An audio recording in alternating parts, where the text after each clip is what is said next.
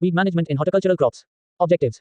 After studying this chapter, students will be able to understand the principles of weed management and classification of weeds, describe the different weed control methods, select the suitable method of weed management for different horticultural crops, plan various cultural practices for weed management in different crops, decide on the most appropriate weed management system for a given situation. Introduction. Weeds are the most costly category of horticultural pests, causing more yield losses and added labor costs than either insect pests or crop diseases. In particular, weeds are a constant fact of life in annual row crops, vegetables, and other horticultural crops. Now certain questions may be arising in your mind. What is weed? How will we identify the weeds? What will happen if weeds are allowed to grow? How can we control weeds? You can face several questions of this category. Horticultural crops are high-value crops and the challenge of weed management is one of the important factors to successfully grow them. Weeds compete with crops for light, nutrients and water, resulting in stressed plants, poor fruit quality and yield. Stressed crops are also more susceptible to disease and insect problems, while excessive weed growth itself creates higher humidity in the foliage, enhancing disease spread and inviting unwanted insects. In fruit crops, weed pressure must be addressed throughout the life of the planting. When compared to annual crops, perennial culture is a greater challenge, as fall, spring, summer and winter weeds need to be managed efficiently. Understanding seasonal weed thresholds and integrating cultural and chemical management becomes even more important in year-round culture. However, because of different cultural requirements, each crop should be considered individually. In this chapter, we will study about weeds, their characteristics and harmful effects, classification of weeds and various methods of weed control. In India, commercial use of herbicides came in 1980. During the period, the herbicides registered a significant growth than insecticides and fungicides. From a mere 2% share of Chapter 8 CHAPTER 8. 89. The total pesticide consumption in the 70s in India, herbicides now account for about 11% of the pesticide market. While this is a very encouraging development, the herbicide consumption in our country is still much less than that in developed countries, where herbicides constitute 40 to 50% of the total pesticide consumption. What is weed? Weeds are unwanted and undesirable plants which interfere with the utilization of land and water resources and thus adversely affect human welfare. They can also be referred as plants out of place. Weeds compete with the beneficial and desired vegetation in croplands, forests, aquatic systems etc. and pose great problem in non-crop areas like industrial sites, road, rail lines, airfields, landscape plantings, water tanks and waterways etc. Characteristics of weeds. Weeds are prolific with abundant seed production potentialities e.g. Chenopodium spp, Amaranthus spp, etc. They are persistent and resistant to their control and eradication. Weed seeds remain dormant and viable for very long periods e.g. Chenopodium spp. Some weeds have very deep root system. They store foods in their rhizomes and reappear every year e.g. Suchurum spp, Cyperus spp. Weeds are hardy and can resist any adverse climatic, disease and soil conditions. They result in a severe crop weed competition. Some of the weeds propagate vegetatively e.g. Cynodon-dactylon. Some weed seeds are similar to crop seeds, therefore their separation becomes difficult. Harmful effects of weeds. Weeds compete with crop plants for water, space, light and mineral nutrients. Weeds reduce the quantity and quality of farm produce. Weeds impair the quantity and quality of animal products e.g. thorny weeds with hooks entangle with wool of sheep which graze in pastures. In the world there are 30,000 weed species, out of these 18,000 SPS cause damage to the crops. J. Trottle first coined the term weed in 1931 in the book Horse Hoeing Husbandry. 90.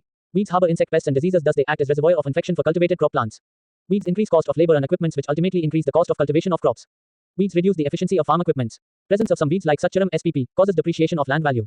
Some weeds are poisonous and cause health hazards to human beings and animals, for example, Perthanium spp. Aquatic weeds are very harmful because they impede water flow in canal, channels, rivers, etc. They impede drainage. They are menace to fisheries and other aquatic animals. They prevent or spoil the recreational value of the water bodies. They pose pollution problem in water. Classification of weeds. Weeds may be classified in many ways. Some of the classifications are mentioned below. A. Classification according to life cycle. Annual weeds are Kharif, rainy season, weeds, B. Rabi, winter season, weeds. Biennial weeds. Perennial weeds. I. Annual weeds. Kharif annuals. These annuals generally appear with the onset of monsoon and the life cycle is completed within the rainy season. Few examples are Echinocloa collinum, Echinocloa crushgoli, Ceteria glauca, Digitaria sanguinalis, etc. Rabi annuals. These annuals start growing up with lowering of temperature in winter and coincide with the life cycle of the Rabi crops. These weeds complete their life cycle before the summer season starts. Examples of Phalaris minor, Avena fatua, Chenopodium album, Asphodel tenuifolius, etc. 91. In addition to these annuals, there are few plants which complete their life cycle in 2 to 4 weeks. Such annuals are known as short-lived annuals e.g. Philanthus niruri, Hazardana. 2. Biennial weeds. The weeds which complete their life cycle in 2 years are called biennials. In first year they complete their vegetative growth and store food, while in the second year their reproductive growth or seed formation is completed followed by the death of the plant e.g.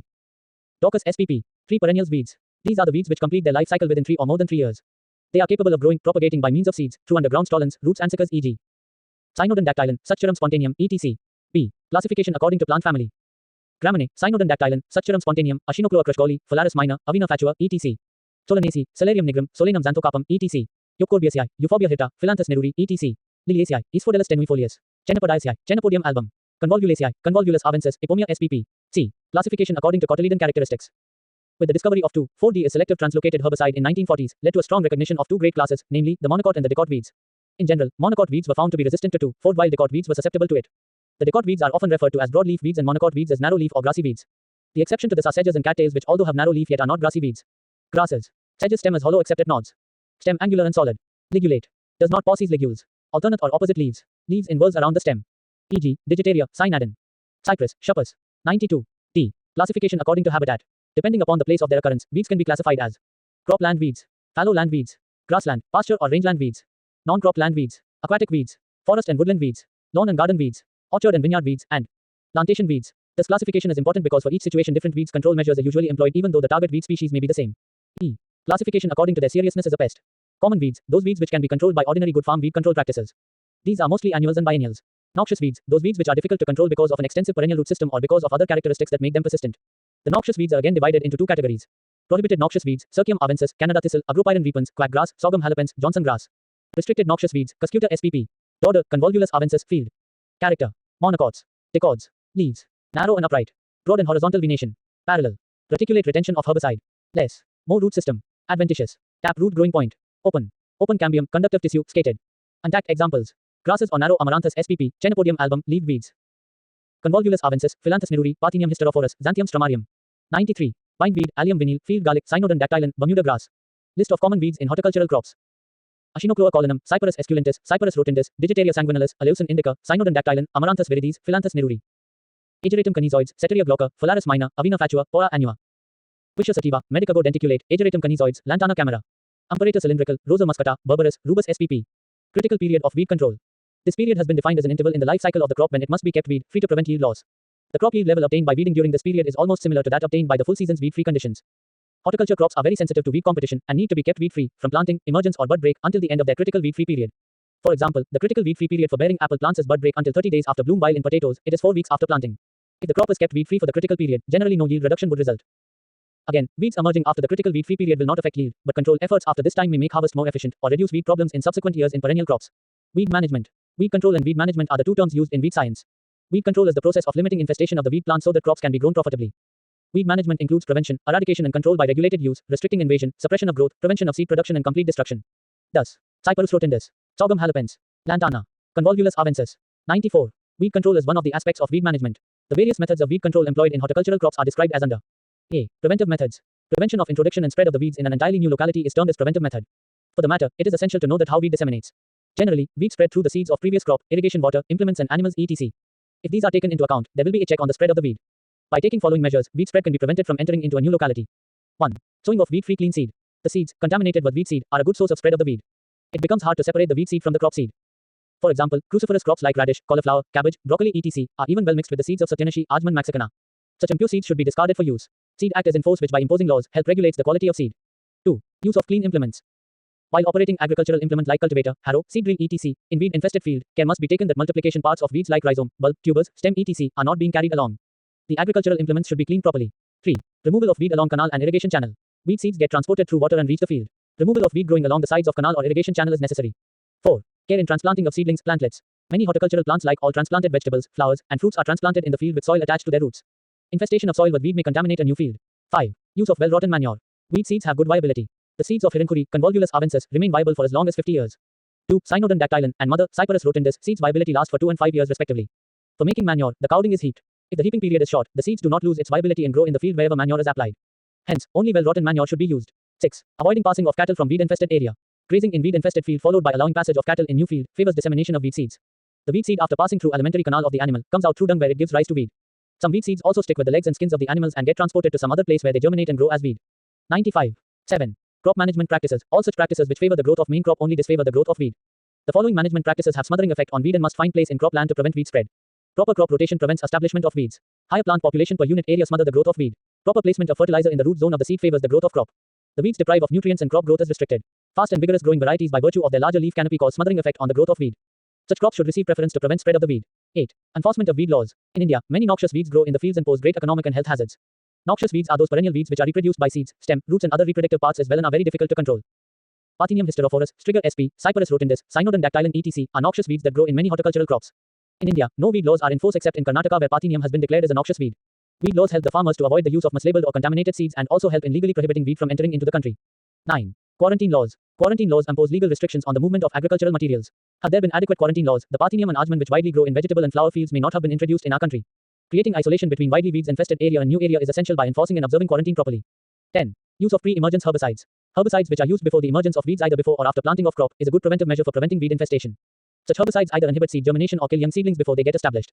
B. Curative methods. 1. Eradication of weeds. This method implies complete destruction of weeds. Weed eradication is achieved by killing existing plants and destroying the viability of all organs of multiplication.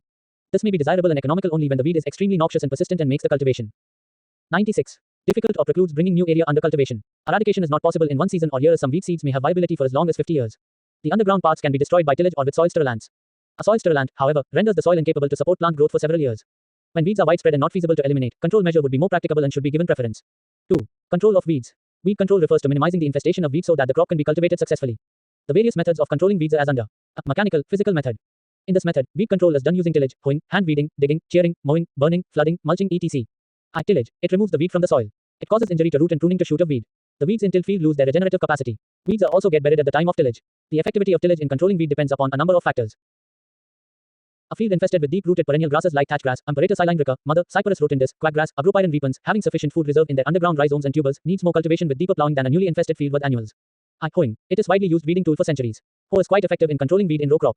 It is very useful for annual and biennial weeds. In case of perennials, it destroys the aerial growth. The underground growth is not much affected. Hand weeding. It is done by pulling out weeds from the field. Pulling out is done with the help of khurpi. Hand weeding is effective against annuals and biennials. The perennial weeds along with underground portion are not pulled out completely and hence they regenerate in the field.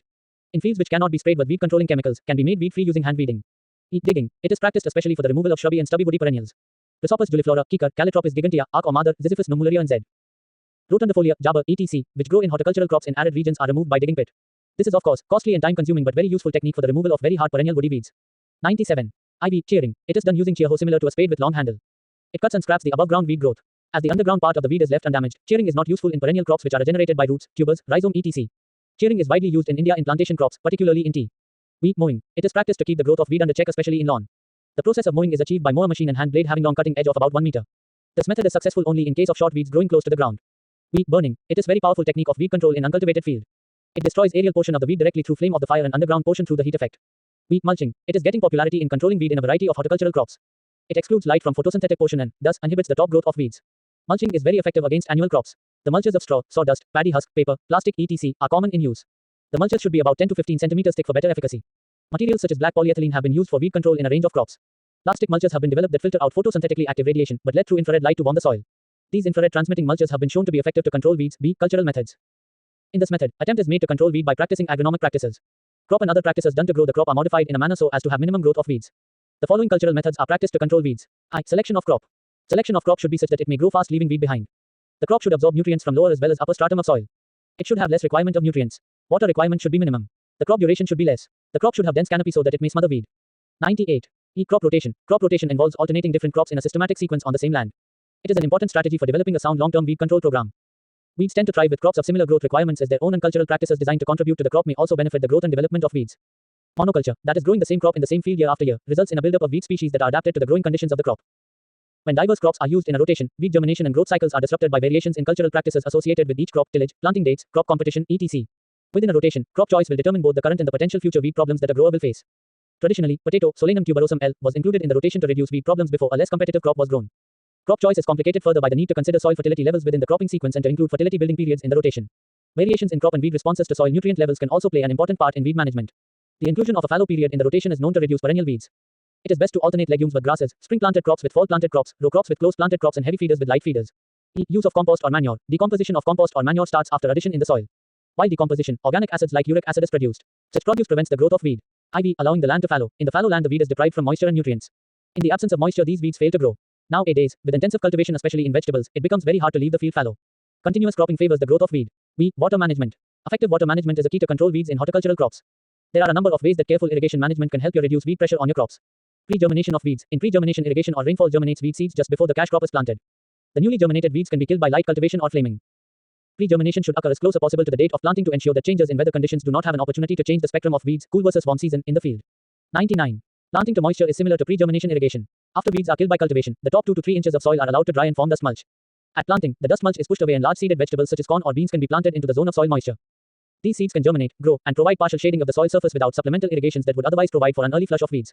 Drip irrigation can provide moisture to the crop and minimize the amount of moisture that is available to weeds closer to the surface. If properly managed, this technique can provide significant weed control during dry period. Weed sowing time. Later sown crop grows slowly and resumes less growth due to limited availability of growth period. Such types of growth allow the weed to grow vigorously, leaving sufficient space and light for weed. Orientation of sowing. Transplanting. Sowing or transplanting should be done in such a manner that there may be maximum shade in the field. In shade, weeds fail to grow for want of photosynthesis. Chemical methods. In this method, chemicals are used for weed control. The chemicals employed for weed control are commonly referred to as weedicides or herbicides. Chemical weed control functions on the basis of the fact that certain chemicals are capable of killing weeds without any significant injury to the crops. A large number of herbicides are now available commercially to tackle various weed problems. A herbicide may be selective or non-selective. A selective herbicide kills a particular type of weed or plant. For example, 2,4-D, selectively toxic to broadleaf weeds. A non-selective herbicide, for example, paraquat, glyphosate, kills the whole. The discovery of 2,4-D in the early 1940s has revolutionized the chemical method of weed control. Marth and Mitchell of USA in 1944 were the first workers to introduce it as a herbicide. Herbicides applied anytime before the weed seedlings emerge through the soil surface are known as pre-emergence herbicides. For example, simazine. Herbicides applied after the crop seedlings or weed seedlings have emerged through the soil surface are known as post-emergence herbicides. For example, 2,4-DB, bromoxynil. Herbicides that are applied before planting the crop typically from several days to just before planting are known as pre-plant herbicides. For example, EPTC, glyphosate. 100. Vegetation on which it is applied. Non-selective herbicides, also known as broad-spectrum, are formulated to control both broadleaf and grass weeds. According to the type of action, herbicides may be classified as contact or translocated. The contact herbicide kills the plant parts where it comes in contact, for example, simazine, whereas the translocated, systemic herbicide goes into the plant system and affects the whole plant, for example, glyphosate. Use contact herbicides on annual weeds while systemic herbicides are more effective on perennial weeds than contact herbicides. The chemical weed control offers following advantages. In crop rows, where harrowing or cultivation is impossible, herbicides can be easily applied to control weeds.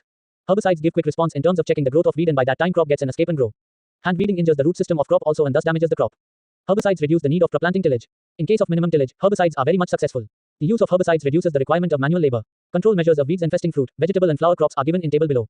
Crop. Recommended herbicide. Dose, kilogram per hectare. Mango. Diuren or. 2.25 atrazine or. 4.00 oxyflofen. 4.00. Paraquat. 12.00 glyphosate. 6.00 banana. Diuren or. 2.25. Simazine or. 4.00 oxyflofen. 4.00 paraquat or. 12.00. Glyphosate. 6.00 apple. Atrazine or. 5.00 simazine or. 5.00. Diuren. 5.00. Paraquat. 3.00. 101. Crop.